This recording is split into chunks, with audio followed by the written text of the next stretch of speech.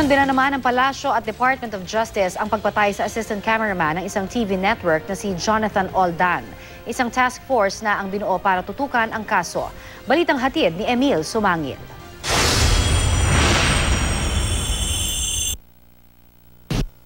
Naglalakad para pumasok sa trabaho ang biktima nang makunan siya ng CCTV camera, pero pagdating sa kurbadang lugar, hindi na nahagip ng security camera ng isang hardware store sa barangay Pinagbuklod, Imus, Cavite.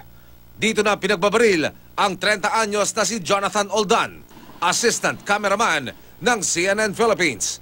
7 tama ng caliber 40 ang tinamo niya sa ulo, leeg, likuran at hita. Ang suspect ayon sa testigo, naglakad lang papalayo pagkatapos barilin ng biktima. Higit 4 na taon nang nasa media si Oldan, naka-assign sa Department of Justice mula nang mamatay ang ama. Si Jonathan na raw ang nagtaguyod sa buong pamilya. Simpleng tao lang naman kami. Hindi naman kami mataas na tao. Justisya lang para sa kapatid ko. Sila. Kailangan namin yun. Bumuo na ng Task Force Oldan ang Imus Police at CIDG para tutukan ng kaso, katuwang ang NBI Death Investigation Division.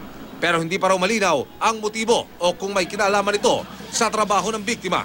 May testigo tayo, may nakikitang suspect, kaya niliwanag to. Walang alam ang pamilya ng biktima na pwedeng pag-ugatan ng krimen.